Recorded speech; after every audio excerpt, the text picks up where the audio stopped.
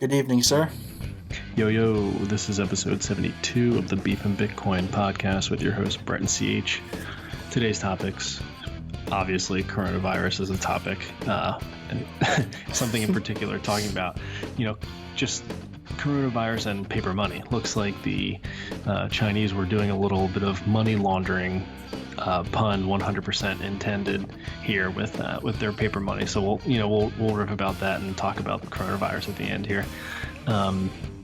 It looks like also our good friends over at the Libra Association are toying with the idea of going with a USD-backed stablecoin, which obviously you couldn't have a basket of Fiat shit coins and think you're going to get approval from all the global regulation and make that work.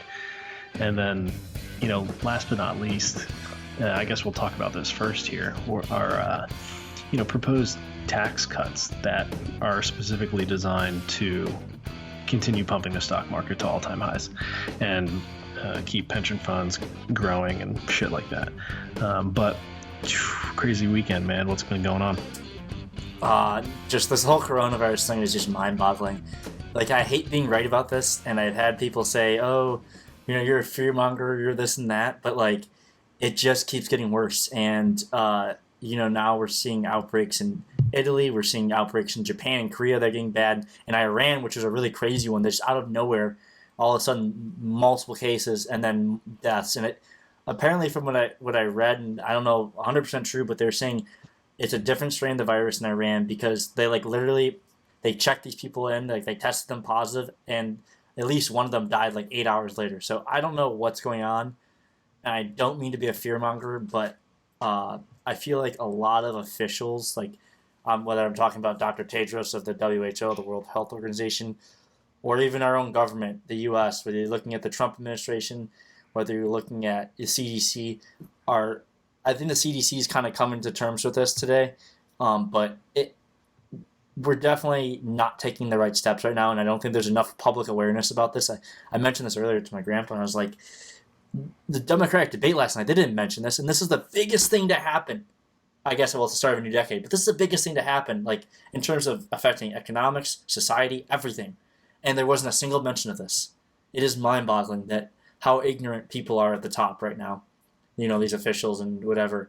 This should have been a topic last night in the Democratic debates. What are we going to do about this? Because it's clearly an issue. And it's just, there's my rant.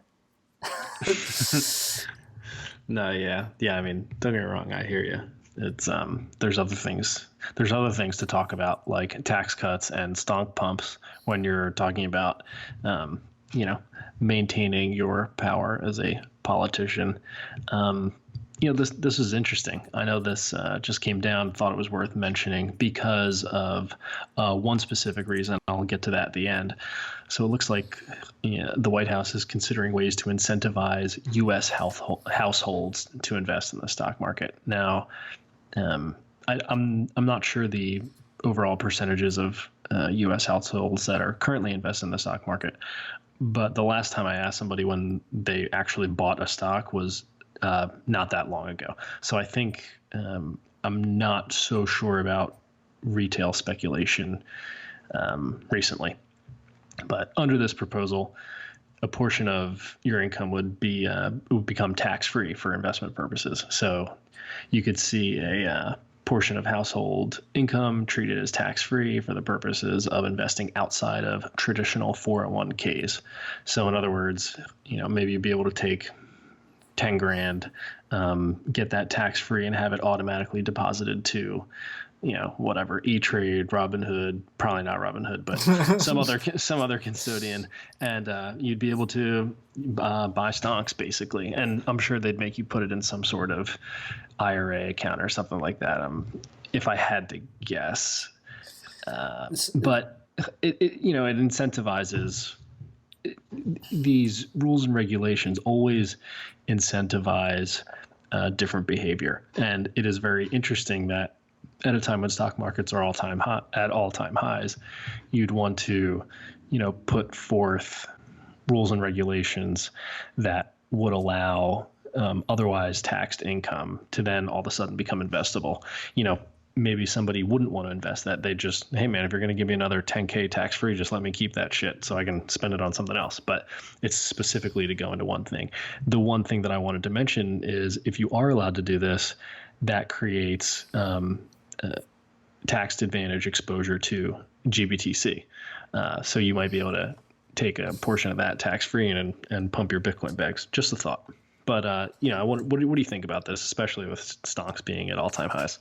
I just wanted to say shout out to Lawrence Leopard, if I said that properly, his last name. It's definitely worth a follow on Twitter. He was the one who posted our Twitter link here, basically saying if you're listening to the podcast, because the title, if you didn't, I'll read the title of it, but basically the title is White House Considers Incentives to Spur Stock Buying.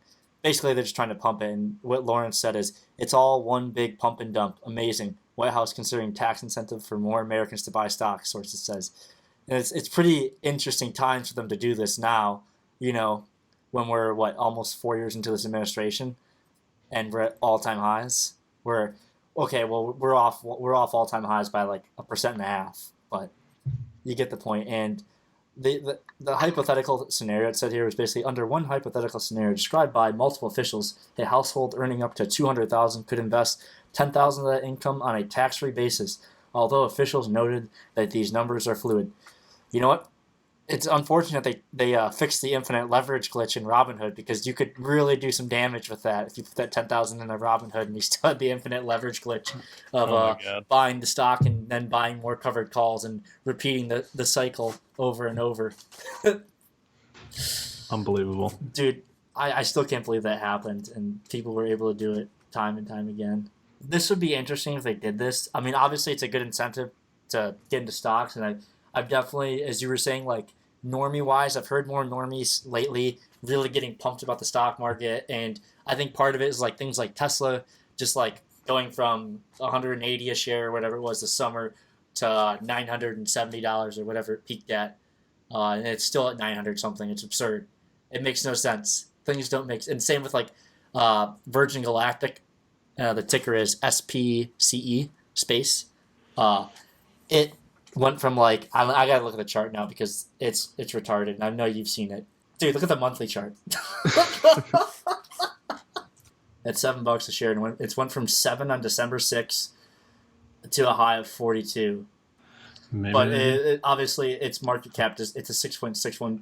It's actually market cap isn't that big, 6.61 billion. Still, it's definitely not justifiable. And again, this like when people at the Fed are talking about we don't see any bubbles, and like we've had Tesla, we've had Beyond Meat, we've had Tilray, we had obviously crypto in 2017. I mean, you name it, and we've just seen these ridiculous runs of speculation, and they say they don't see any bubbles. I mean, it's people are hunting for yield because there is no yield.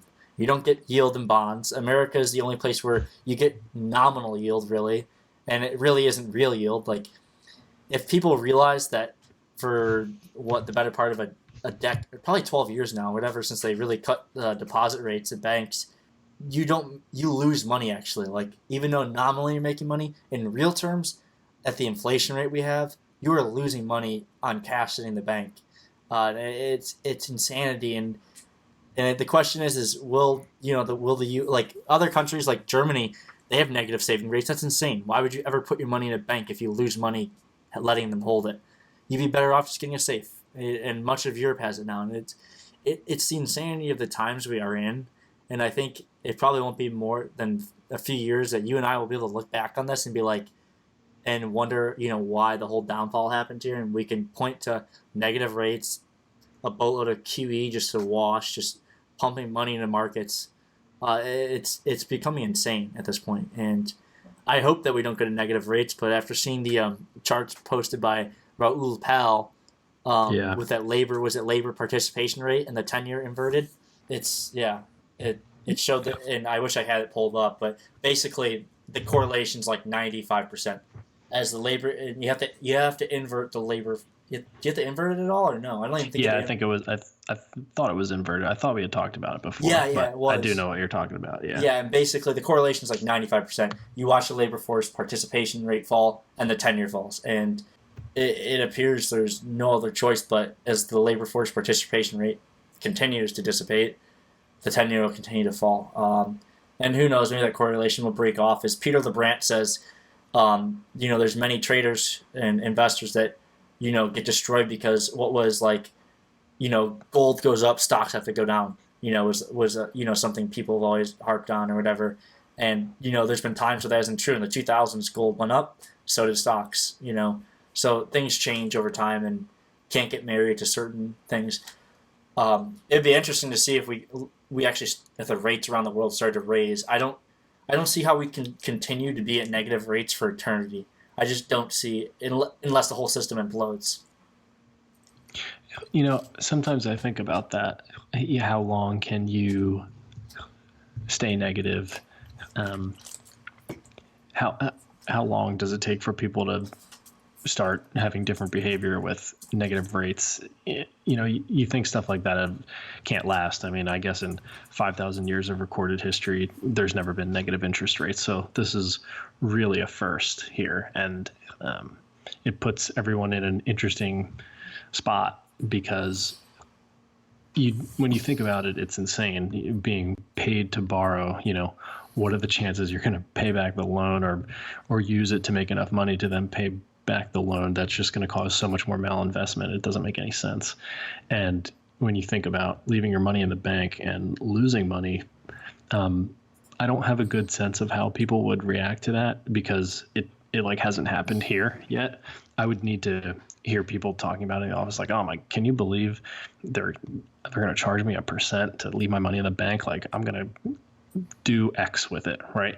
But I haven't heard that yet because it hasn't happened in the US. But it's really tricky for me to imagine the response to that because on one hand, I feel like people just don't care, but on the other hand, they're not stupid. So it's really tough. Yeah, and looking at this, I wanted to find an official article from the Nikkei Asian Review.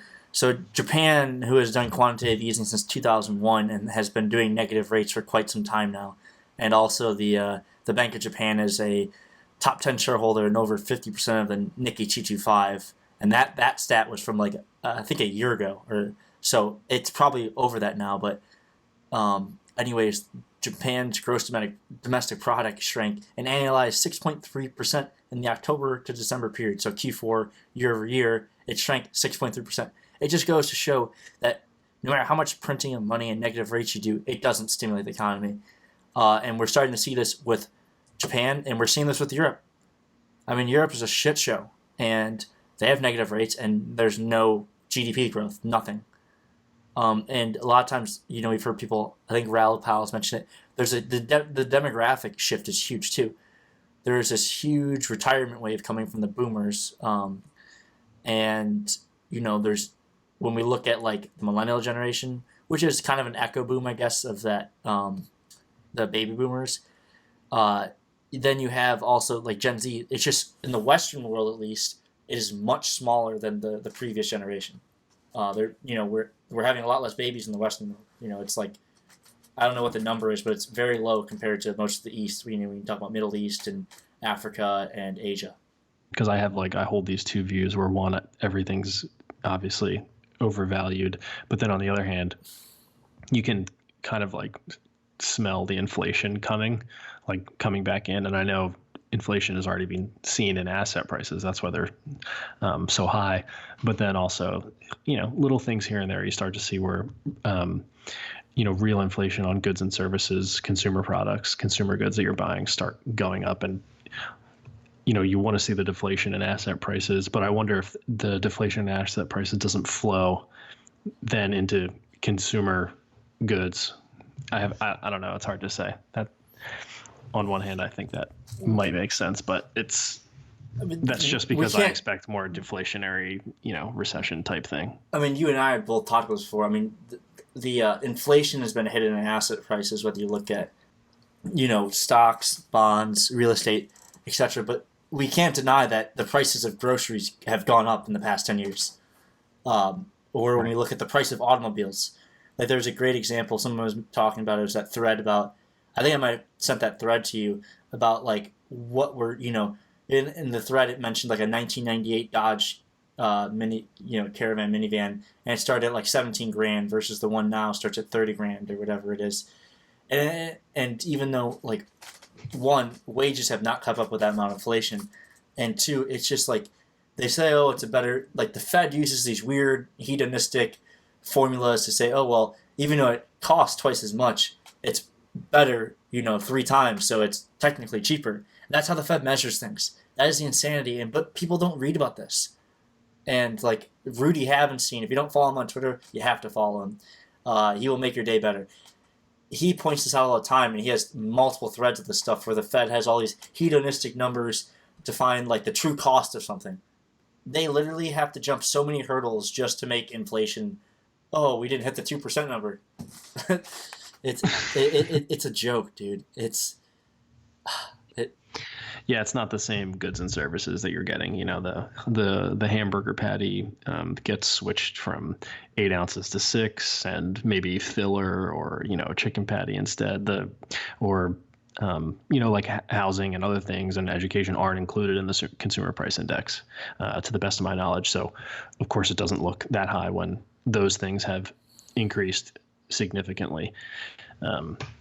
It's just hard to see unless you're paying a little bit of attention. As you start to get older, I think it makes more sense because you're like, oh yeah, maybe I'll think about buying a home. And they're like, oh, I can't because I have, 50, 100 grand more in student loan debt, and I'll never make enough money to buy a house, especially in somewhere like California or New Jersey, New York City.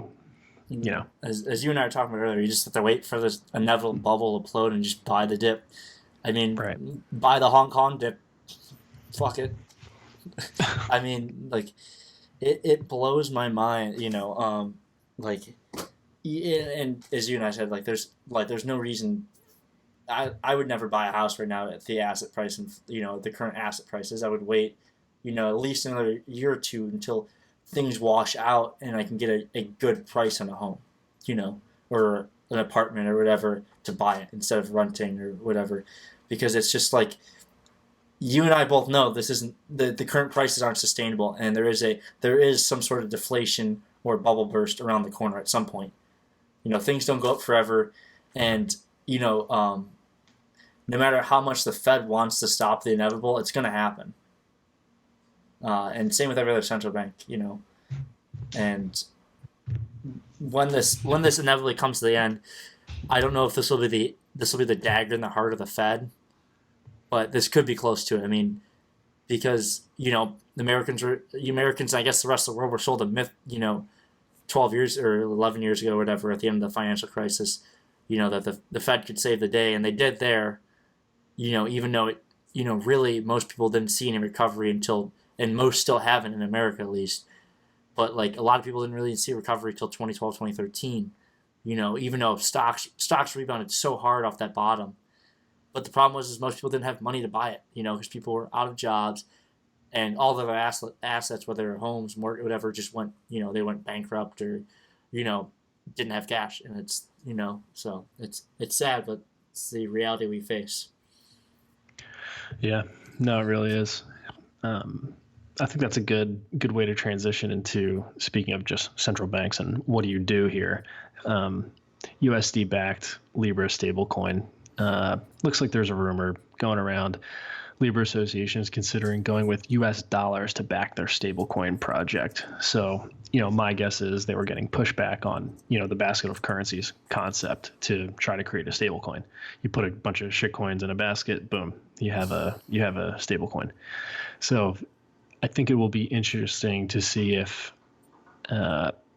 regulators take a different look at this and say, okay, how is this different than, say something like Tether USDC, one of the regulated stablecoins that are, in production right now that people are using. Is that something that Facebook then ends up integrating? The problem I see is, one issue I would see is, would other Facebook users who are not U.S. citizens be able to hold a U.S.-backed, USD-backed Libra token, whatever that means?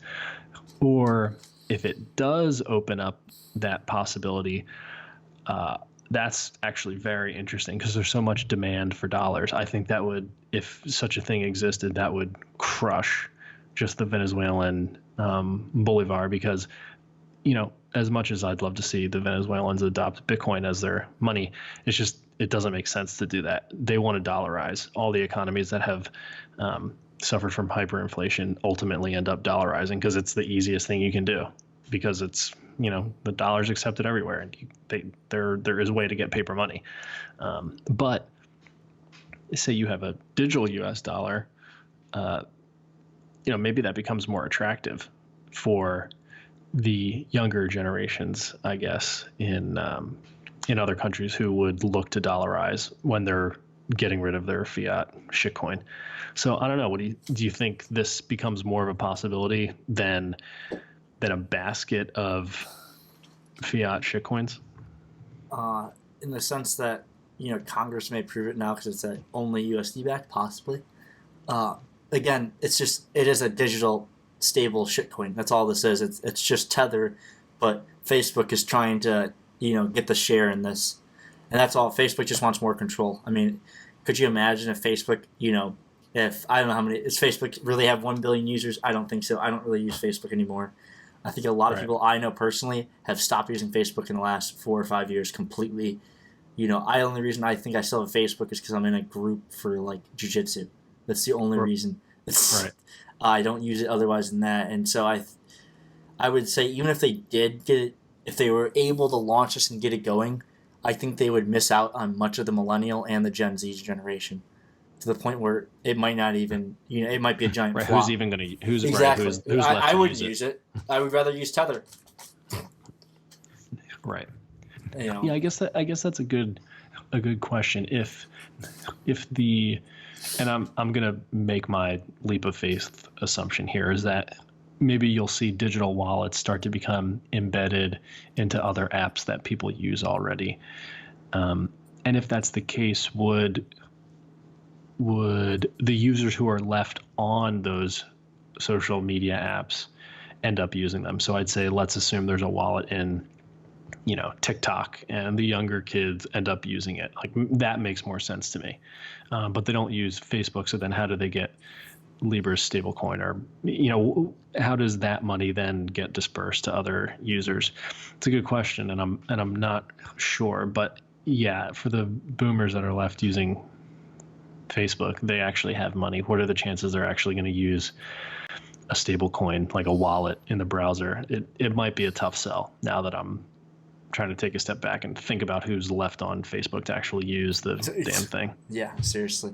Also, when does the block think they're worth $18 a month billed annually? Like that, really? Like, I don't even know any newspaper that charges. I don't know any subscription service. That's mind-boggling. I just had to say that. I am surprised. $18 a month? Are they insane? And it's billed annually, but it's ridiculous. I mean, you can get any of the news. Not that they don't have. They get the scoop, as Frank says every now and then. But but you get if you're on crypto Twitter like you and I are, you hear everything. You're gonna get everything there. So that's just I can't believe they charge $18 a month. Yeah. I've never. That's just. It's funny because on one hand, clearly I like the block more than say Cointelegraph. I like them better than they're my favorite of the quick news, and I'd say they're as accurate as you could get from. I don't want to call them mainstream because I don't think that's fair to them, but it's decently accurate. And if it's not accurate, you can guarantee that it will be retweeted by someone who actually knows what's going on the particular topic and will correct it very shortly thereafter. So it's kind of easy to get that information. But yeah, I don't know. For being a cryptocurrency related company that provides news, I'm surprised they don't have use Lightning or something like that. Like, at least play around with it. Be like, yeah, you can read this one particular article for 25 cents, now it says join now for $19 a month. What? Maybe financial professionals who are subscribing and they don't have time to troll on Twitter like we do. So they read the block. I can't pay with crypto. Okay, well, there you go. Well, that solves that. Also, So, I was reading through this Nikkei article to go back to Japan, and it says, I'm just going to read this for the people who can't see it. Um, and I'm just going to read. Let us dispense with the obvious. Yes, it would have been better if Prime Minister Shinzo Abe had not hiked consumption taxes in October from 8 to 10%. He should have learned from the 2014, the last time the government raised the consumption tax. That boost from 5 to 8% triggered a quick downturn as Abe trampled on economic green shoots with ill-timed fiscal tightening. That's mind-boggling. 10% consumption tax? that's interesting. Yeah, I can't imagine an additional consumption tax on top of like your state sales and income tax. Yeah, it's weird. I'm in a state now with tax again, and Mm. going from a state with no taxes, it was like, um, yeah, and I couldn't imagine like living in cities like New York, Chicago, or L.A. where you're just getting taxed out of the ass all the time for everything. And nothing's getting fixed, or you have no clue it's going to. It's just paying. All those taxes are just going to pay off the pension funds that are already so screwed. So Right, it's kind of pointless. yeah, it's pointless. It's fake promises. It's time You want to to? coronavirus time. Yeah, definitely. But all right. So I thought this one was worth mentioning because one, it's with coronavirus, any virus. I don't want to say just coronavirus. With anything physical that can transmit a virus, that's currently what you use with paper money, right?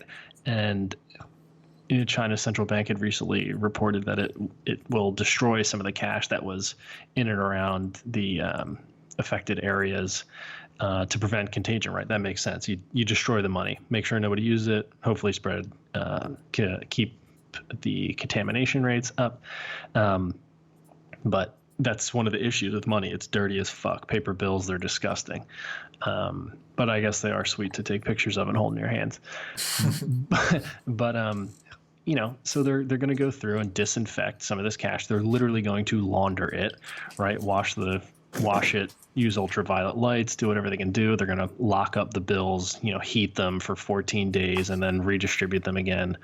I think it was going to be over $1 billion was going to be removed from circulation from one of the provinces and then laundered, cleaned, and put back, and then another $500 million in another province. It's kind of insane. I can't imagine actually collecting paper money to then clean and then redistribute. It is kind of insane. But of course, all the Bitcoiners on Twitter go after this and say, Bitcoin fixes this, blah, blah, blah. Because one, it gets me so bullish on QR codes, right? And Matt Odell was talking about that on on his podcast. Just like when you think about actually touching money and how easy it is to scan something with a QR code and how much cleaner it is, I was like, oh man, that definitely sounds nice right about now when I'm like trying to wash my hands every 15 minutes. But I just find the comparisons of different things competing to be money are so interesting. And now you have this crazy, global macro event that is the coronavirus. And, it didn't cross my mind at first that it could spread with paper money, but it can. With paper money, you get the fungibility and privacy aspect that's so nice. That's one of the great things about paper money. But then it can also kill you and give you coronavirus at the same time. So, like anything, there's trade-offs. But I'll let you go ahead and tell me what you think about this. As you were saying, the trade-off with the cash, the fungibility part is what I really like about cash. And you and I have talked about this on numerous episodes in the past. Cash has that fungibility that no one knows what you're doing, and even Bitcoin still is a ledger. And if you can put the wallet address to a face or a name, then it's public. It's a public ledger. So if you can put the address to a name or face, thus you're spending money, whatever. Which is the beauty of Bitcoin. At the same time, it's like what makes cash great is no one knows. When I say no one knows, the government people who you don't want, spying on your stuff, on your activities. And not that you're doing anything illegal, but I think privacy is a huge, thing you and I talk about, and it's getting literally our privacy has been completely ruined. Um, like when we think about like our iPhones, I'm sure we get spied on by those, but I can't stand the Google Homes, the Amazon Alexas. Like anytime I have any of those around, I fucking unplug those. Like, like I think my cousin gave my grandpa one. And I'm like, why do I even have this? You don't use it. It's just literally a listening device in your kitchen. I'm like, no, I'm unplugging it. I'm like, I'm not letting Bezos listen to our conversations. It's like literally, and that what blows my mind is like people are just so normalized by it. Like when the whole thing about Amazon, it was about a year ago, came out about it was a little over a year, maybe January 2019, came out that they had contractors, because it's cheap labor paying people, in Eastern Europe or whatever to listen to conversations and make sure Alexa understands it or whatever, the AI, the privacy. It's like, and people aren't even pissed. And I had this conversation with my grandpa the other day. It's like the older generations, like when we think about the Gen Xers and the baby boomers, literally have let the all privacy go, and they have no clue. They have no clue, and they're completely content with it too, which frustrates me. It really does. Like I talk to my mom about this. I'm like, you guys should care about this because it's us. It's like my brothers, people my age, our age, and then like assuming we have kids, it's the world we're going to be handing to them where there's zero privacy. And I don't want that. You know. Yeah, it's not good. It can come back to bite you. Even just you can say people change their mind all the time, right? People learn things over time. I've changed my mind plenty of times in the past. And you might say something online that just that was you when you were 12 or 15 or whatever. It doesn't matter anymore. And if you live in under a totalitarian regime, that might end up really backfiring on you. So it's important to have, and I guess that's just one really shitty example, but it's important to have your privacy. Maybe you want to donate to a particular cause that is frowned upon in the mainstream, whether that's, I don't know, somebody like WikiLeaks or a particular political party, and you're concerned that you don't want other people to know that. Well, first of all, because it's nobody else's business, but and it shouldn't matter at all. But you should have the right to that privacy. It's important, and it is being taken away slowly but surely. And I think it's funny because when I think about the Alexa, I would never have one. And I do know that people actually use it. So on one hand, I think it's an interesting service. Like you think futuristic, you can just talk to, this personal assistant and it takes all of your notes. It's fantastic. The only problem is, can you build it in such a way where whatever you're saying into the device isn't being recorded and then shared and then possibly used against you in the future? You see where that gets complicated? Like the technology itself is very cool and interesting, but how do you either do it in such a way where you don't get rid of that privacy? And I don't think, to your point about so many generations or just people in general who don't care, I don't think people care at all. And I think you just make it in a way that it's the best personal assistant to use. And oh, by the way, one of the underlying features is end-to-end encryption back and forth to the server that's then giving you the personal assistant goes and does whatever you want, like more assurances that your privacy is being protected. But you just build that right in, and hopefully the user doesn't have to know, because you're right, they're probably never going to care. So you just have to build things that are private by default. And I hope that just the last decade or two and the decades going into the future, that becomes more important, especially as people's information keeps getting leaked. Like we're a couple hacks away from people starting to push back and say, you've got to stop collecting so much information. It just doesn't make sense to do it. Did you see that? I don't know, was it state of New Mexico or something sued Google? So someone sued Google because they were collecting children's information at these schools, because Google provides like the Google Docs, yes, everything. Yes. And they're suing them, and it's insane, because here again is a perfect example. These kids have no clue what they're like collecting the passwords, the usernames, And you might not think much of it, but those kids will probably go on to use derivatives of those usernames and passwords down the line. Exactly. And it's a perfect example of just combing the data and just collecting data, endless data, and then addresses, birth dates, favorite, and then you think about like security, when someone like what was your mother's the question, what was your mother's maiden name, what's your best friend's name from your childhood, what's your favorite car, collecting all those. It is mind-boggling, and we don't think about it. And I hope that, and again, perfect example is none of this. Democratic debates are a perfect example. None of this is brought up, and there might be mentions of big tech, but the data side of the collecting and just the harvesting of data by like the trillions of I don't even know how many terabytes it is. It's billions of terabytes. I don't even have a correct word for it. It's so big, but it's mind-boggling, and I again, maybe a serious financial crisis will make us question all this, but I think as Ben Hunt says, I think we kind of deserve this at this point. For letting it get here, and people are so complacent with it.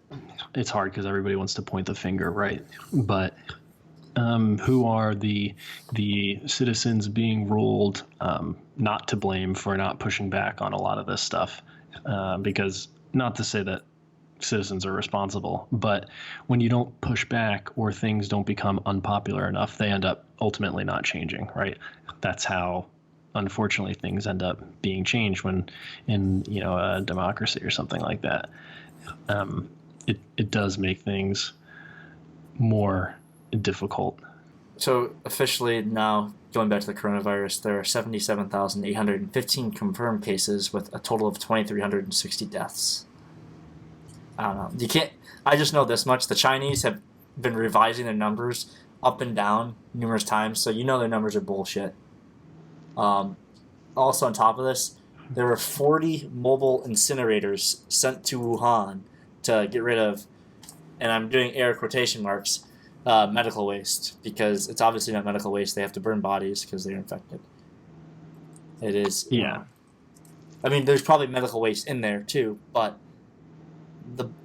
I've seen enough videos. Like there was a video of some dude in Hong Kong who'd face planted in the middle of this mall, and you can see the pool of blood starting in. There's just people like bystanders kind of shocked and walking by. Obviously, they don't want to go touch him, but it is mind-boggling what's going on.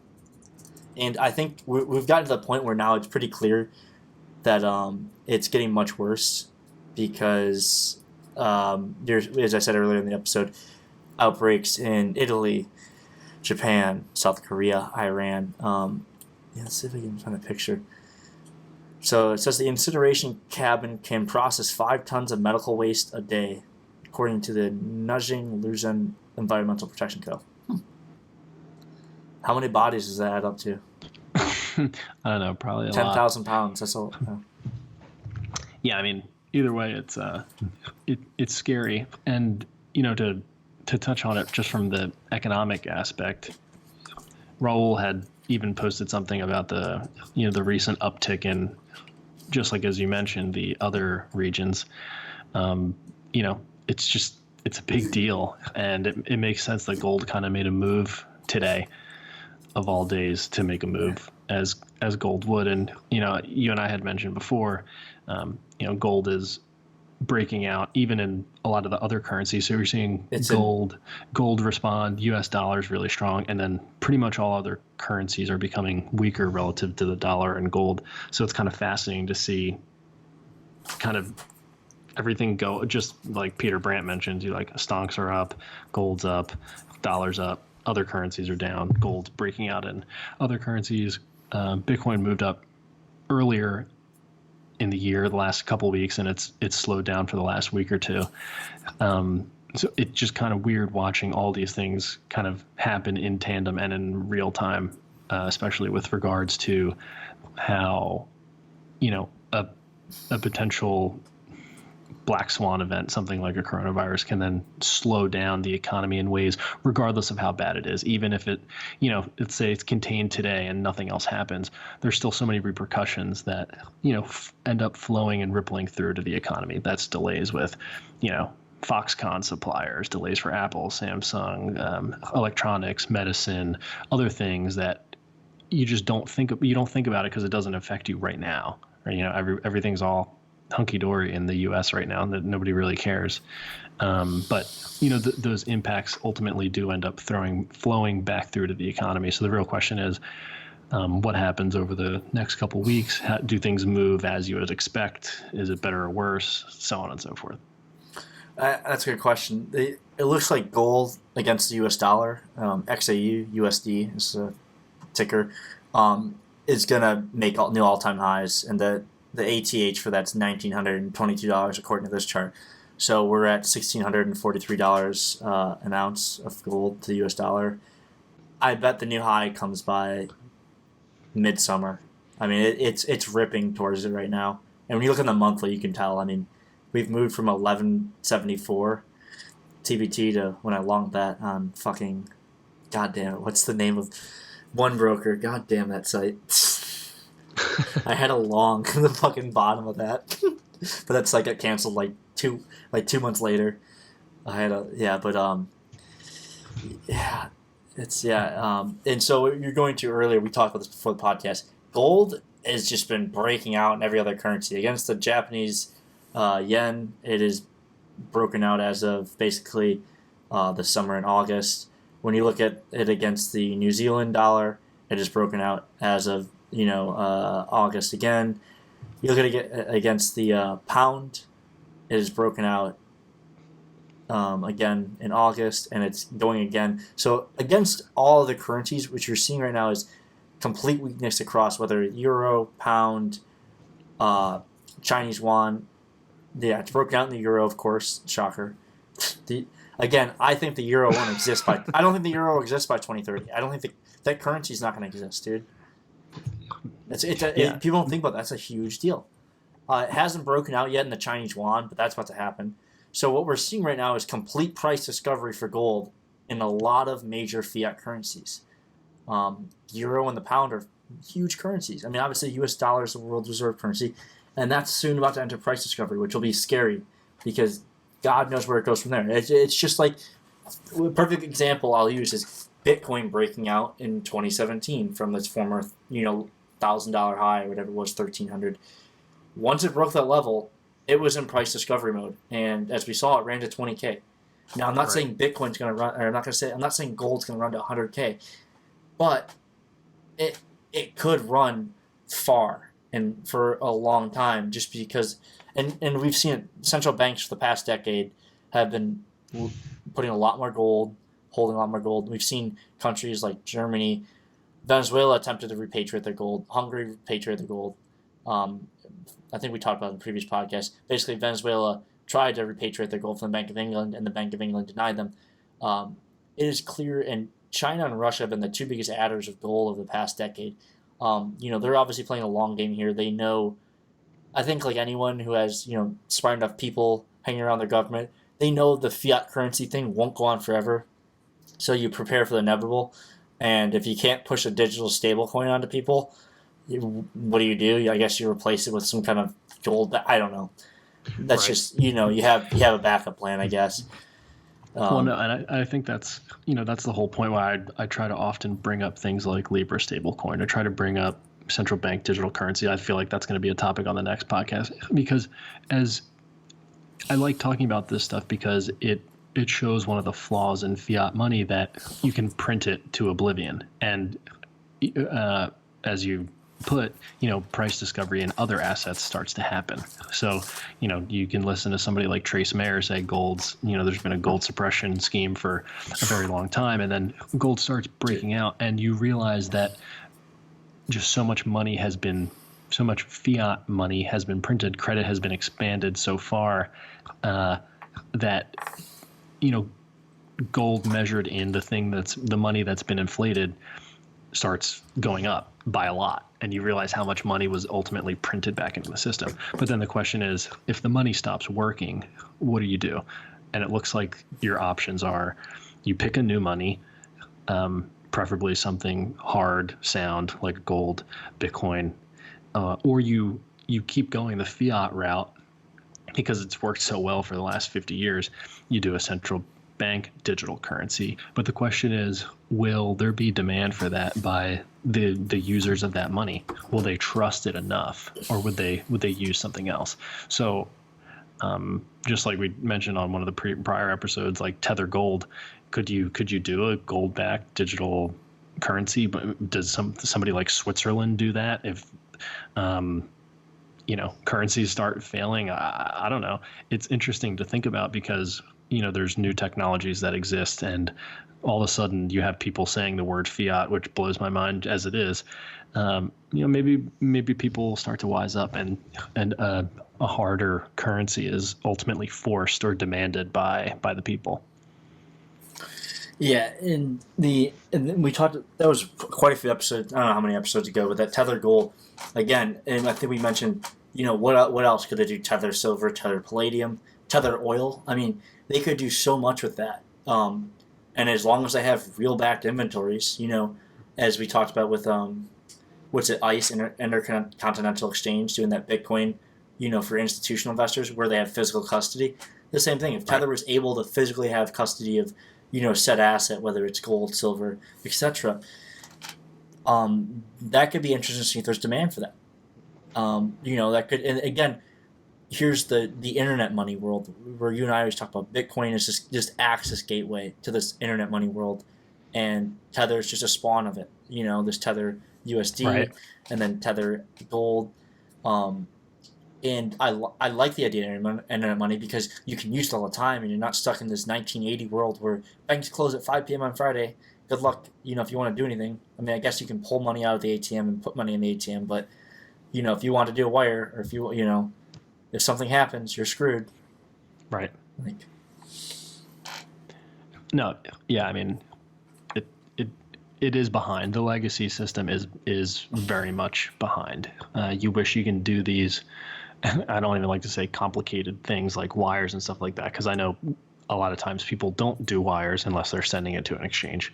But it's the average person might send a few in their lifetime, but there are some businesses and services that send wires all the time, like constantly. So when you have to use part of the legacy rails that are super slow, that's when it gets really frustrating. So I think there's a transition away from your traditional brick and mortar bank retailer.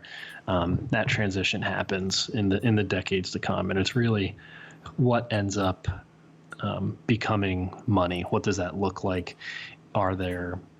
It just seems like there's demand for some sort of stablecoin. I mean, Tether's like the number 2 most popular cryptocurrency behind Bitcoin, mainly for trading purposes, but still there's demand for something like that.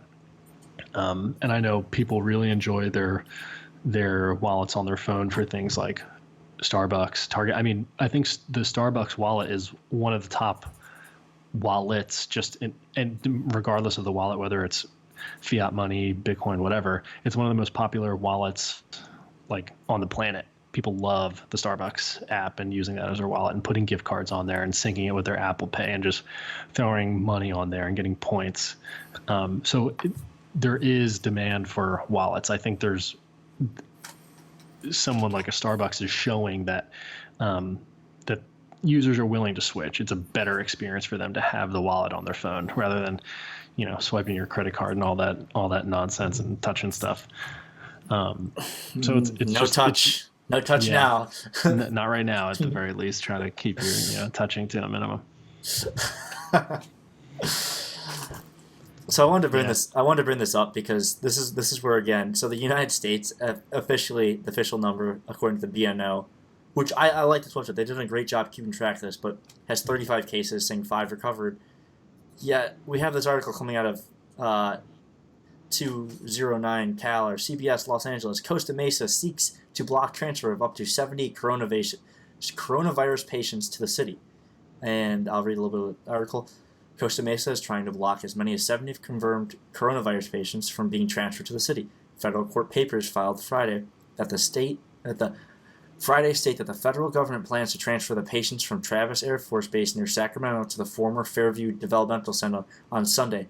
Thursday night, officials began hearing the plan by the Department of Health and Human Services and the CDC to move 30 and 70 patients to the state-owned land.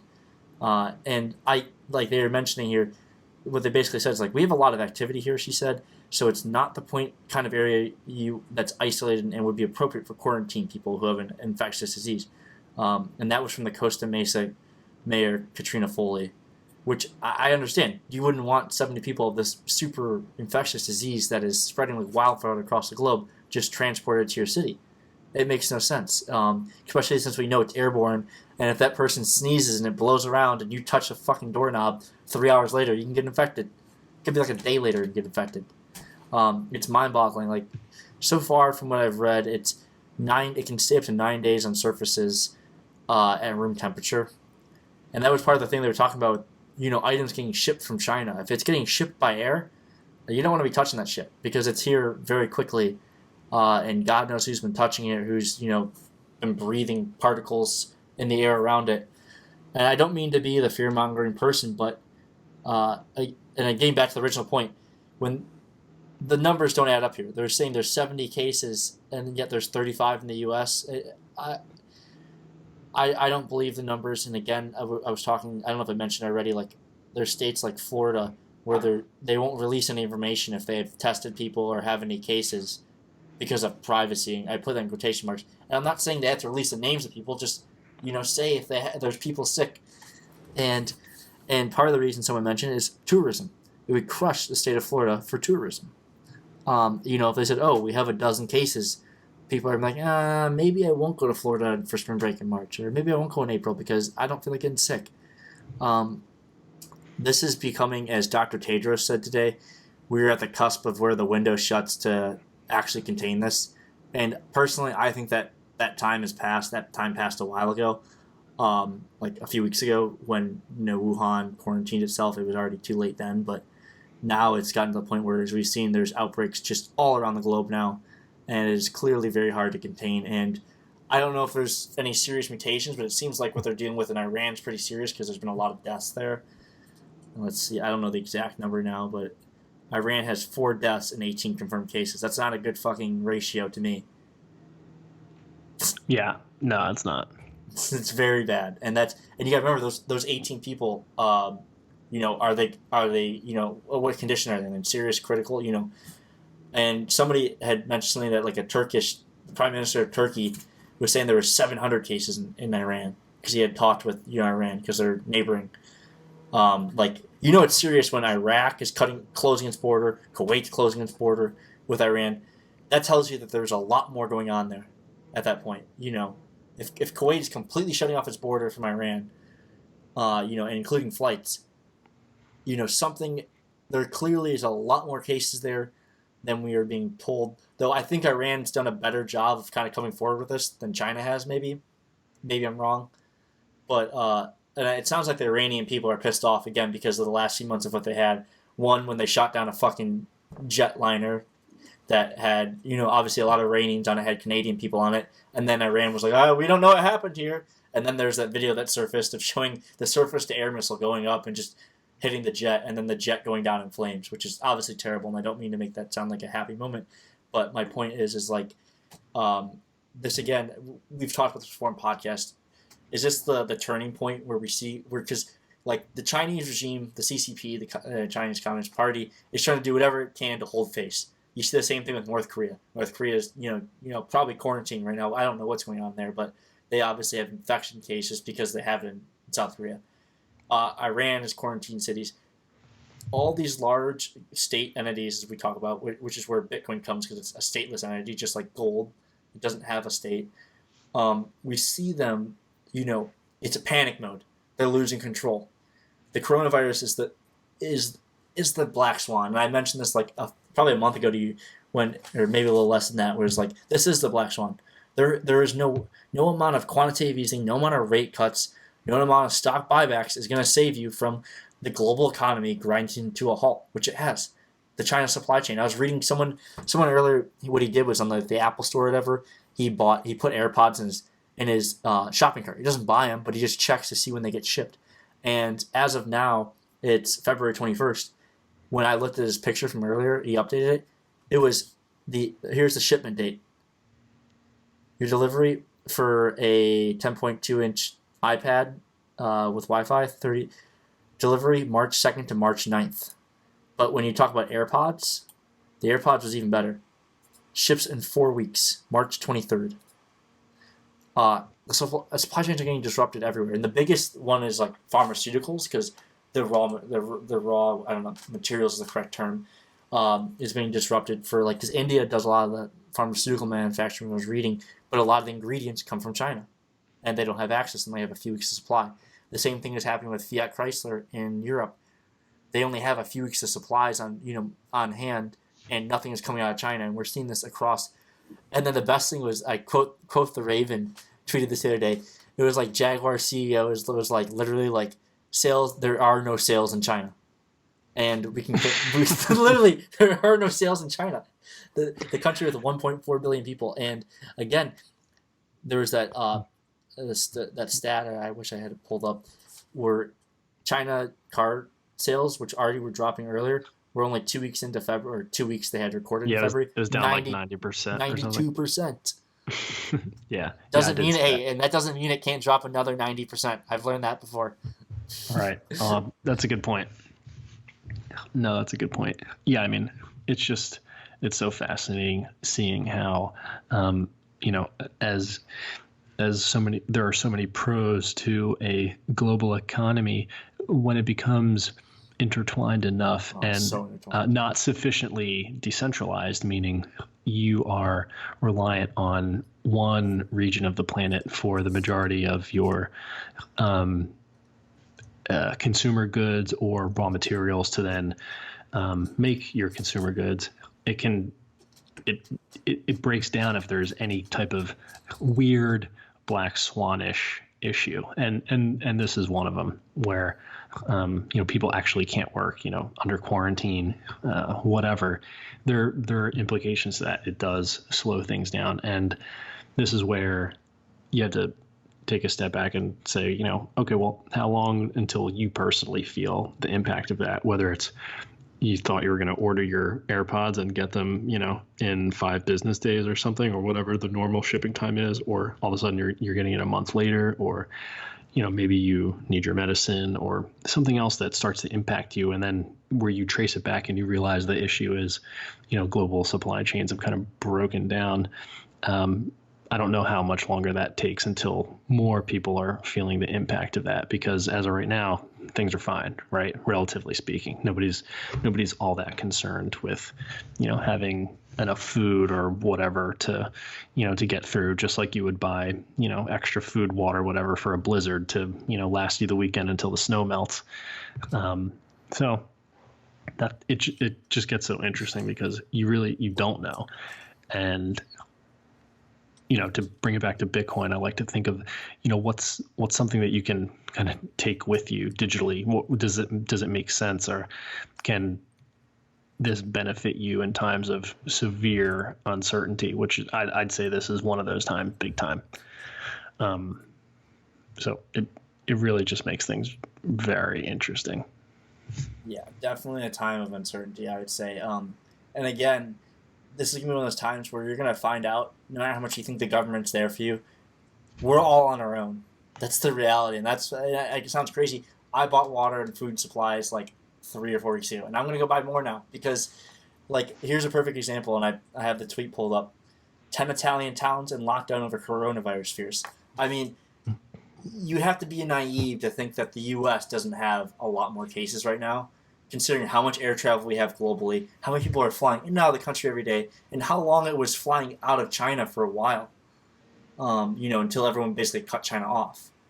And, I say maybe give it 3 weeks, maybe 4 more weeks until the U.S., because all it takes is, one city like New York or Chicago or L.A. or San Francisco to have an outbreak, and you're going to see schools across the country close, and you're going to see everything grind to a halt.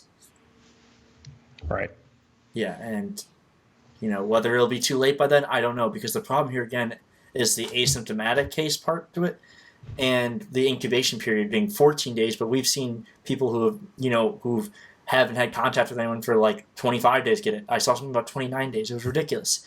So it's, it's going to be, this is devastating to the global economy. And there's been a few people who've actually, I watched Bloomberg and CNBC TV, on TV now quite a bit this past few weeks. And there have been quite a few people who've actually spoke the truth about this. I mean, I don't remember who it was speaking on Bloomberg TV, but he's like, this is economic activity and, money that won't be gained back. That's what, and he's like, he was basically saying, like, all these people that are coming on TV saying, oh, there's going to be a sharp V rebound and we're going to make this back. No, this is a month of, money or, revenue lost.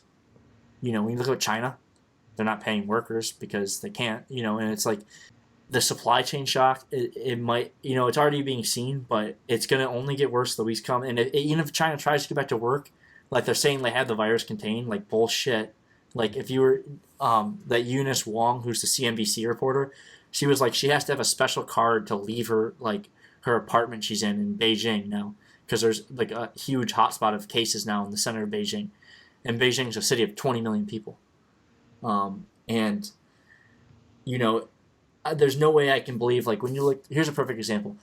There is more cases on the Diamond Princess, 634 cases, than there are in Beijing.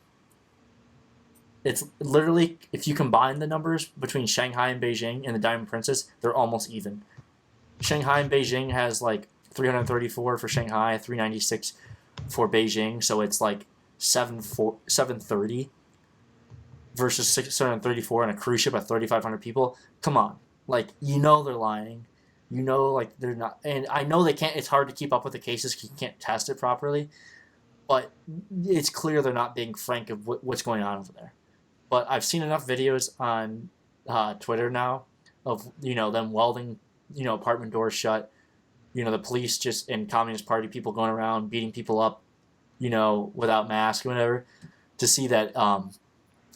While I do agree with the draconian measures, the world isn't getting the truth from China, which is going to hurt us in the long run, and by long run I mean in the coming weeks.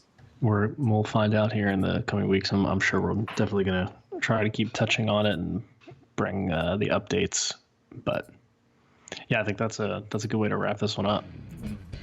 Episode 72. Yeah, 72. Inching our way forward.